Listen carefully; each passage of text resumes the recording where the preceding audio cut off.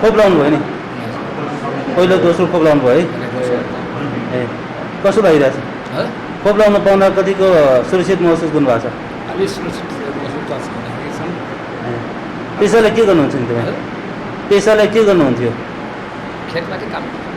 खेतबारीको काममा व्यस्त हुनुहुन्थ्यो है अनि जोखिम कतिको छ कोरोनाको भएको छैन होइन वर्षले कति भयो तपाईँ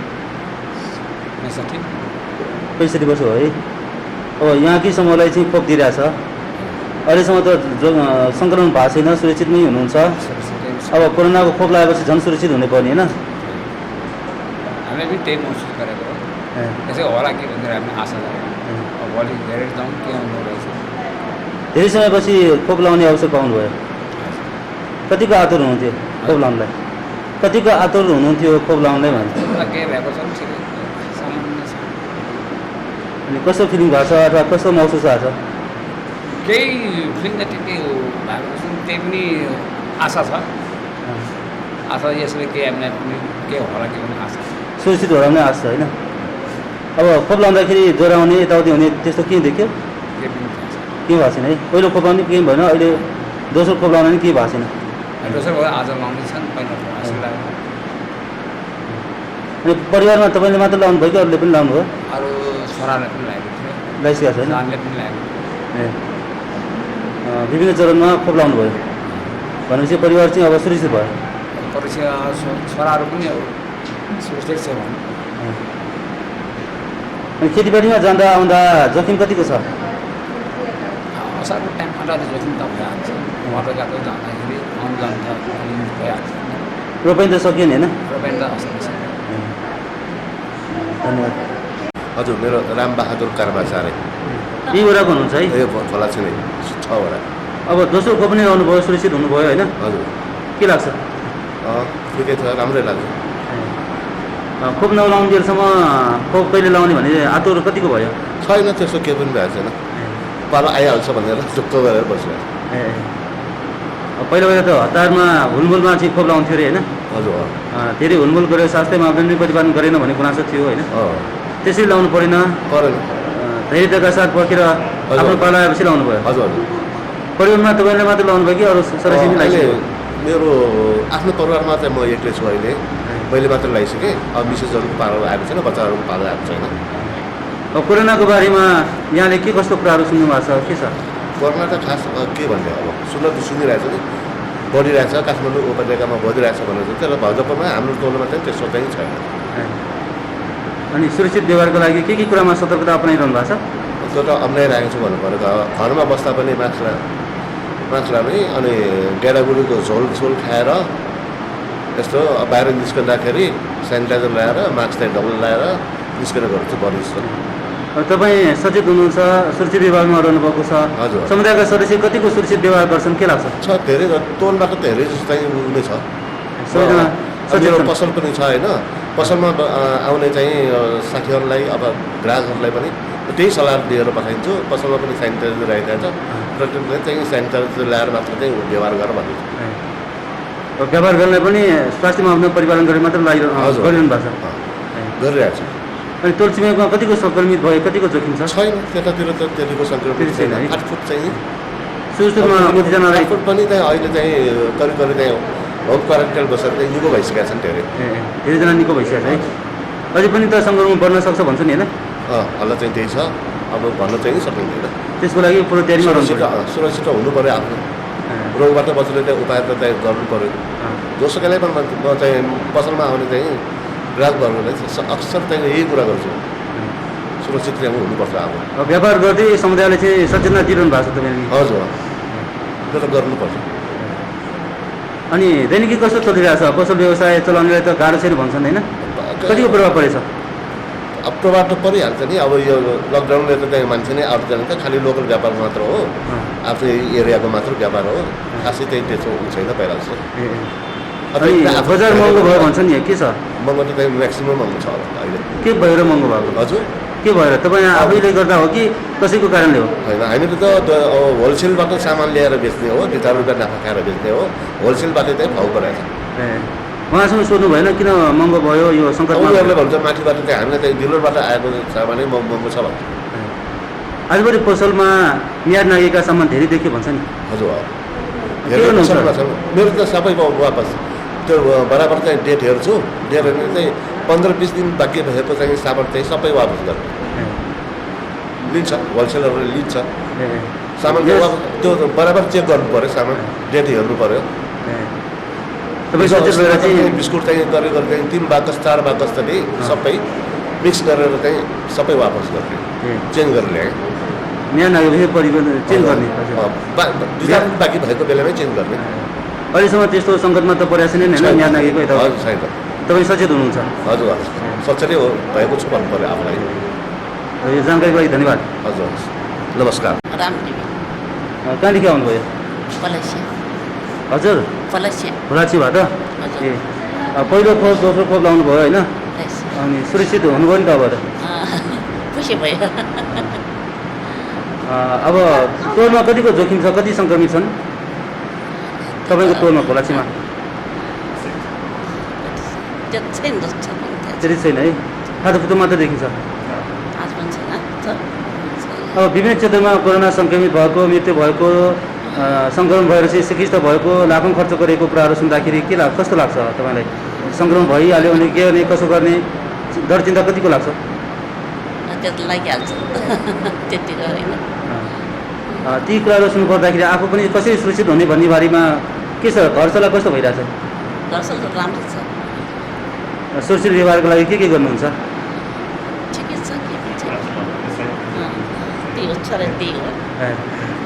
आमा छोरा आउनु भएको छ होइन? हजुर। तपाईँ पनि आउनुभयो?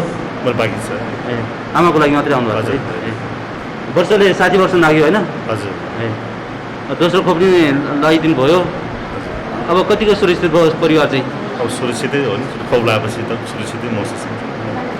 अघि भनेपछि अब सुरक्षित व्यवहारको लागि घर आँगनमा के कस्तो व्यवस्था गर्नुभएको छ? सफा सुग्घर अब त्यही हो, सेनिटाइजर युज गर्ने, मास्क लगाउने, त्यही हो। अब खोप त लाउनु भयो, खोप लगाएपछि सुरक्षित भयो भनेर बस्ने कि अब के सावधानी अपनाउनु पर्छ? अब सावधानी अप्नाउनुपर्छ नि। स्वास्थ्य मापदण्ड परिपालन गर्नुपर्छ होइन? हजुर यहाँ त युवै हुनुहुन्छ होइन? हजुर। टोल छिमेकमा कतिको जोखिम छ? अलिअलि हो, खासै त छैन। अब प्रायःले त अब खोप लगाइ नै सकेको छ अहिले। अब यहाँ खोप लाउँदैछ भनेर कसरी थाहा पाउनु भयो? सूचना हामीलाई दिन्छ नि त। घर दैलोमा आउनुभएको थियो होइन? हजुर त्यही हो। अब स्थानीय तह नगरपालिका त्यसै जनप्रतिनिधिले अझ के कस्तो भूमिका खेल्न आवश्यक छ के लाग्छ? त्यो त आवश्यकतै छ नि। स्वास्थ्य अब नगरपालिकाको त विशेष भूमिकै जनताको सुरक्षाको लागि नै अब त्यही त हो। अब नगरपालिकाले त निःशुल्क रूपमा अक्सिजन उत्पादन गरेर वितरण पनि गरिदिएको छ होइन? हजुर हजुर। जानकारी छ? ए हामी त्यसमा अवगत छ त्यसमा, मतलब हामीले पनि सहयोग गरेका छौँ नगरपालिकाको लागि हाम्रो संस्थाबाट।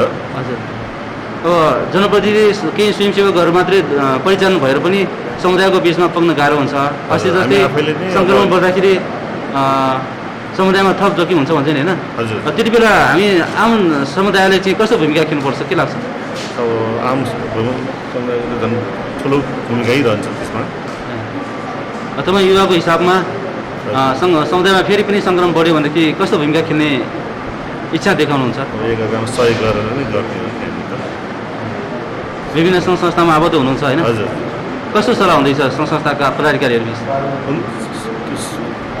मिटिङ हाम्रो टाइममा मिटिङ भइरहेको हुन्छ यो विषयमा लिएर चाहिँ के गर्ने कसो गर्ने। अब आउने अब तेस्रो चौथो अब त्यसको लागि चाहिँ हामी अब के गर्ने हो त्यसको लागि तयारी नै हामी त्यही भएर चाहिँ हामी नगरपालिकाको लागि सहयोग गरेर एउटा अक्सिजन प्लान्टको लागि नै त्यही चन्दा स्वरूप हामीले दिएको छौँ नगरपालिकाको लागि। यो जानकारीको लागि धन्यवाद। हजुर। मेरो नाम प्रेरणा तपर। कहाँदेखि आउनुभयो? म 6 वडा याछे। यासीबाट है? हजुर। अनि खोप दुईटै खोप लाउनु भयो है? आज सेकेन्ड डोज। सेकेन्ड डोज लाउनु भयो? हजुर। सेकेन्ड डोजमा लाउँदाखेरि कस्तो महसुस भएको छ? कोरोनाको बारेमा के कुरा सुन्नु भएको छ? कोरोनाको बारेमा त धेरै नै डरलाग्दो कुराहरू सुनेको छ, तर सेकेन्ड डोज लाउँदाखेरि अलि आफू सेफ भयो कि जस्तो महसुस भइरहेछ। नलाउँदासम्म त डर लागिरहेछ, तर पनि हामीलाई त कोभिडले भेटाइहाल्यो। सुरक्षाका मापदण्ड अपनाउँदै पनि हाम्रो घरबाट झन्डै 4-5 जनालाई नै कोभिड लाग्यो। कस्तो कस्तो लक्षणहरू देख्यो? लक्षण भन्नाले अरूलाई जस्तो त्यति सिभियर गाह्रो त फिल भएन, हल्का खोकी आयो, हल्का ज्वरो आयो, तर त्यति हुँदाहुँदै पनि हामी सतर्क भएकोले टाइममै अब चेस्ट इन्फेक्सनहरू हुन्छ भनेर हामीले जानेर सुरक्षित अनुसार हामीले चेस्टको बारेमा पनि हामीले एक्सरे गऱ्यो, सिटी स्क्यानिङ गऱ्यो। त्यति हुँदाहुँदै पनि हामीलाई हल्का त भइसक्यो, मलाई नै हल्का चेस्टको इन्फेक्सन भइसकेको थियो। अनि स्टारको डक्टरलाई कन्सल्ट गरेर हामीले औषधिहरू खायौँ। औषधि खाएर निको बनाउनु भयो कि हस्पिटल पुग्नु भयो कि हस्पिटल त पुग्नु परेन, घरमै अब सर्भिस लियौँ, डक्टरसँग सरसल्लाह लियो, उहाँहरूले भिटामिन सी जिङ्क्सहरू दिनुभयो, त्यो खाना खाँदै ठिक भयो। तर सुरुमा चाहिँ नि हल्का कोभिड लाग्यो भन्ने बित्तिकै मन अलि हतासिने डर लाग्ने त्यस्तो त भइहाल्यो। त्यसो हुँदाहुँदै पनि जिउ गाह्रो हुने अलि चाहिँ नि भयो नै, गाह्रो त फिल भयो नै। केही समय कति हप्तासम्म त्यस्तो गाह्रो भयो?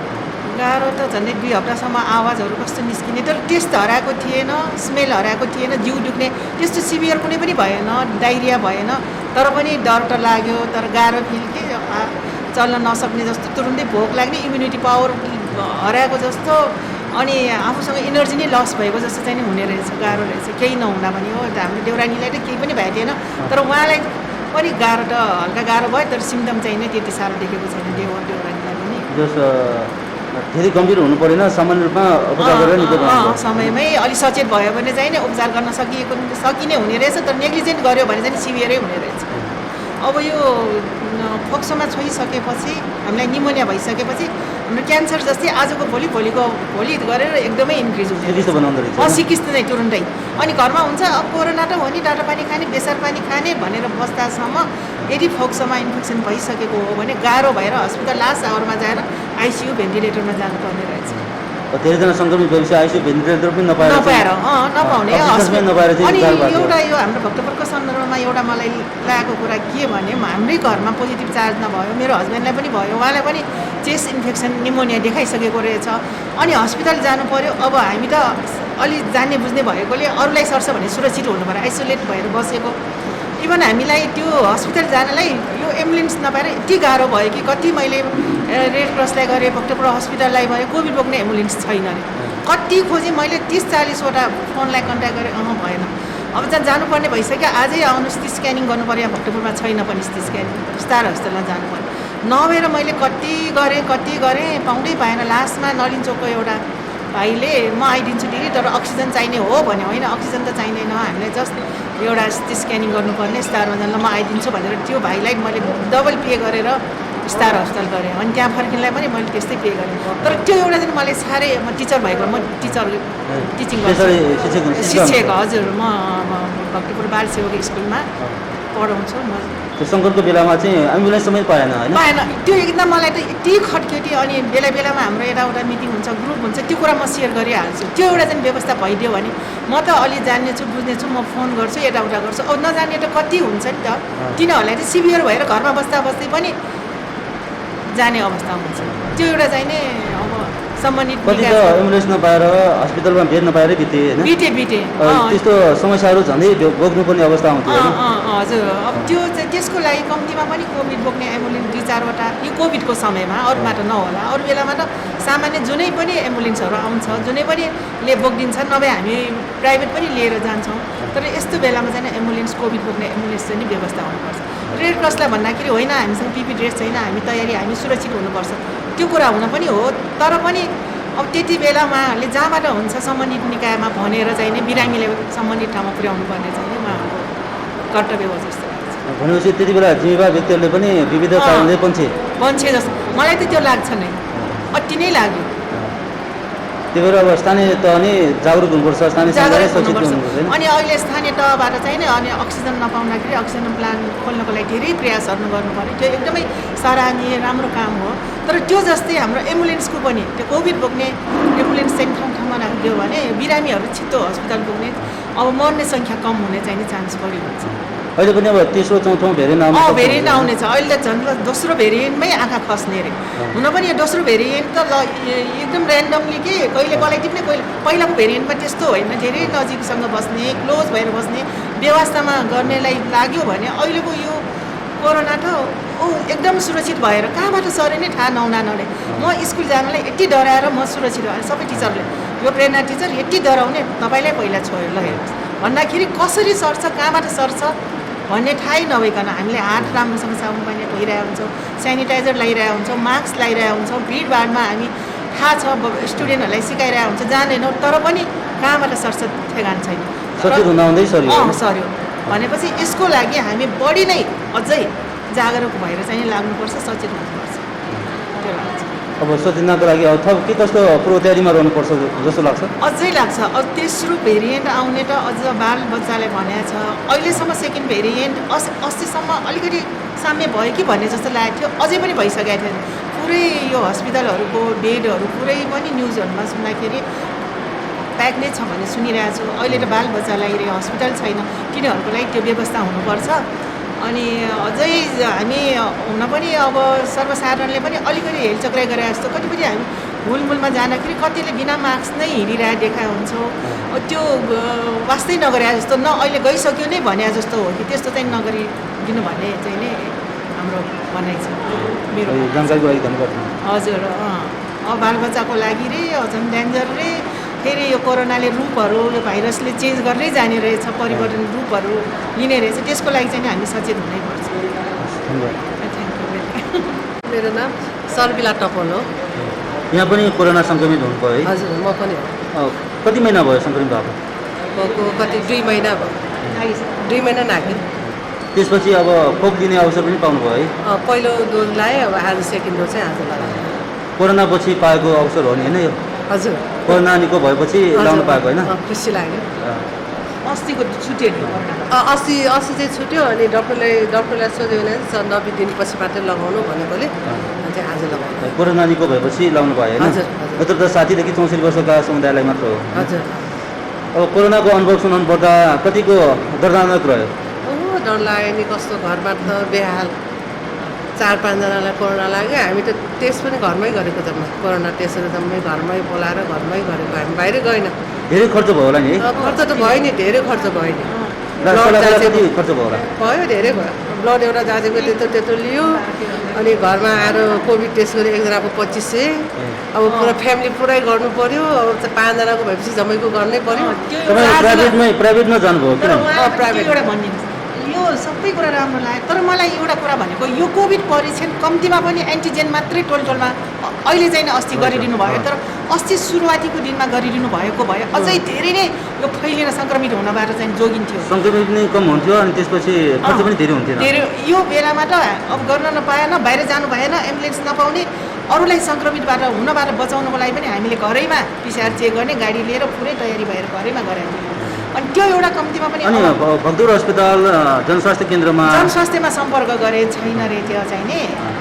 अनि भक्तपुर हस्पिटलमा गरे, त्यहाँसम्म जानलाई पनि हामी अरूलाई सङ्क्रमित होला एम्बुलेन्स नपाएर घरैमा भने भक्तपुर हस्पिटलमा थियो, तर पछि थप सङ्क्रमित हुने चान्स धेरै नै थियो। हाम्रो घरमा हामी 9 जना परिवार थियो, 5 जना लाग्यो, 4वटा बच्चाबच्चीलाई मात्र लागेको थिएन। उनीहरूलाई इभन हामीले सेभ गर्नलाई पनि हामी कति आइसोलेट भएर बस्यौँ, हाम्रै मात्र दुःख छ। बच्चाहरू डराउँछ, उनीहरू हामीलाई कोठाभित्रै खाना ल्याइदिने, बाहिर ल्याइदिने, पुरै मास्क लाउने, अनि फेस सिल लाउने, अनि त्यो हामी यसो बाहिर खाना लिन गएपछि उनीहरू स्प्रे गर्ने, त्यति भएर धन्य दिनहरू 4 जना सुरक्षित भयो। हामी पनि पुरै घरमा सुरक्षित भएर बसेर बाहिर नजान हाम्रो वरपर कसैलाई सङ्क्रमित हुन चाहिँ दिएन। कतिको रुवाबासी भयो त घरमा? रुवाबासी त भएन, अलि नरमाइलो लाग्यो, डर लाग्यो, केही हुन्छ कि भनेर एकदमै पिर लाग्यो नि। तर हुन चाहिँ केही मलाई चाहिँ फेरि केही भएको छैन। तर कोरोना लाग्ने बित्तिकै त्यो मरिहाल्ने भन्ने कुरा चाहिँ होइन रहेछ।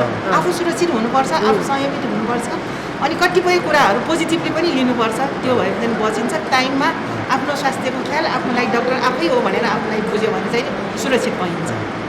हामी 1 महिना त कोठाबाट बाहिरै निस्केन नि, 1 महिनासम्म कोठाभित्रै बसिरहेको। अब बच्चाहरूले कराउँछ मम्मीहरू बाहिर नआउनु न, हामीलाई केही भए पनि गाह्रो हुन्छ मम्मी भनेर यसो मुखै यसो बाहिरबाट आयो नि, छिटो जानु भित्र जानु भने बच्चाहरू भाग्ने। धन्य बच्चाहरू 4 जना चाहिँ भएन, हामी चाहिँ कोठामै बसेरै निको भयो। 1 महिनासम्म आराम गर्नुभयो? पुरै आराम, यस्तो मोटा छु, के गर्नु, खायो बस्यो गरेर मजाले राख्यो। त्यो चाहिँ बच्चाहरूले धन्यवादै दिनुपर्छ। त्यसको लागि चाहिँ बच्चाहरूले चाहिँ एकदम गर्यो, जान्यो पनि। त्यो एउटा स्कुल पढ्ने बालबालिकाहरू चाहिँ घरमा अब आइसोलेसनमा बसेका आमा बाबाले तर स्कुल त होइन, कलेज गइसकेको। त्यति परिवारको हुनुहुन्छ होइन? हामी 9-10 जना छ है। हामी देउरानी जेठानी हो नि बिहा पनि सँगै गरेको हामी ए सँगै बिहा गरेको अनि सबभन्दा पहिला कसकोमा सरेको थियो के छ? पहिला कस्तो भयो भने छोरी ब्याङ्कमा काम गर्नुहुन्छ अनि ऊ चाहिँ घरमा आयो ठुल्मनी मलाई त अलि ज्वरो आउला जस्तो कस्तो कस्तो भयो घरमा तल बस्ने दिदीलाई पोजिटिभ आयो भन्ने थियो भनेर उसले भन्यो अनि उसले त ल नडराऊ अब तिमी सम्पर्कमा छैन भने छैन त्यो त म तल गएकै छैन भने त ठिक भयो अनि त्यो राति चाहिँ नि उसलाई हल्का ज्वरो आएको रहेछ अनि हामीलाई पनि दुई दिनदेखि हल्का मात्र धेरै होइन हल्का मात्र हल्का हल्का खोकी आइरहेको थियो अनि भोलिपल्ट बिहानदेखि त हामीलाई पनि जाडो शनिबार चिसो चिसो जस्तो हुन लाग्यो अनि हुने बित्तिकै उसलाई नि ज्वरो आएर अनि भने मैले निकै हामीलाई त ज्वरो आए जस्तो छ हामी एकचोटि चेक गर्ने हो कि भन्ने जस्तो लागेर एकचोटि गर्नै पर्ला किनभने हामी जोइन्ट फ्यामिली भएको रे हाम्रो अरूलाई पनि सङ्क्रमित नहोस् भन्नको लागि एकचोटि गर्ने भनेर घरमै बोलाएर होइन कि जस्तो नै लागेको थियो गरेर पोजिटिभ निस्क्यो त्यो सुरुको चरणमै परीक्षण गराउनु भयो र सचेत हुनुभयो एकदमै सुरक्षित भयो घरमै अनि त्यसपछि दोस्रो चरणमा अरू बाँकीलाई गरेको 2 जनालाई फेरि निस्क्यो अनि हामीलाई निस्केपछि फेरि लक्षण चाहिँ केही छैन मेरो खोकी पनि छैन केही छैन टेस्ट हराएको पनि छैन केही छैन अनि उहाँहरूको त सिटी स्क्यानहरू जम्मै गर्नुहुँदा हाम्रो त केही गर्नु पनि परेन तैपनि छोरीले अब ठुलमम्मी ठुल्ड्याडीको भएपछि तपाईँहरूको पनि एकचोटि अब त टेस्ट गर्नै पर्छ मम्मी भनेर टेस्ट गरेँ त्यसमा केही नर्मलै आयो केही छैन तैपनि आरामै गरेर निको पायो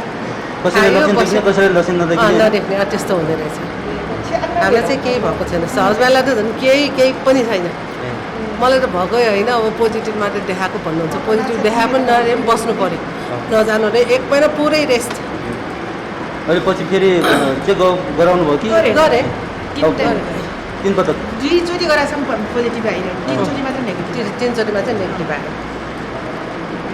अलिक गाह्रै भयो त्यही त लक्षण नदेखाएर के गर्ने त्यो नेगेटिभै आएको पोजिटिभै देखायो अझै पनि हामीलाई त्यो कोरोनाले हामीलाई एट्याक गरिसकेपछि कोरोनाको भिडन्तबाट हामीले जिते तर शरीर विक हुँदो रहेछ भन्ने कुरा अझै पनि फिल भइरहेछ केही नभए गाह्रो हुन्छ भनेपछि अलिक गाह्रै हुनेहरूलाई त कस्तो होला जस्तो दुःख लाग्ने भेन्टिलेटरमा राख्नुपर्ने आइसियुमा राख्नुपर्ने अक्सिजन दिनुपर्नेहरूको कन्डिसन के होला उनीहरूलाई कस्तो कस्तो औषधि दिएको हुन्छ साइड इफेक्ट धेरै छ भन्छ है त्यो हेर्दाखेरि चाहिँ नि ओहो हुनेहरूलाई त गाह्रै हो हामीलाई पनि त अहिले कहिले काहीँ के भइरहेछ जस्तो के भइरहेछ विक चाहिँ हुने रहेछ कोरोना निको भएको 2 महिना हुँदाखेरि पनि अझै केही डर भइराख्ने रहेछ डर भन्दा पनि गाह्रै हुन्छ गाह्रै छ अलिक कामहरू गर्ने बेला पहिला गाह्रो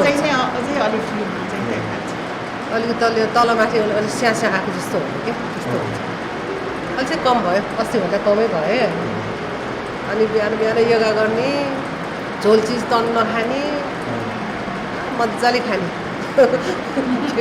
खानपिनमा ध्यान दिनु भएको छ खानपिनमा त एकदमै शारीरिक अभ्यासमा नि ध्यान दिनु भएको बाफ लिने दिनको 4-5 बाफ लिने त्यो बाफले एकदम हुने रहेछ बाफ र अनि त्यो नुन पानी गरेर गर्ने कि एकदम हुने रहेछ निको गरे छोरी छ नि स्याहार्ने यस्तो गर्नु जानकारीलाई धन्यवाद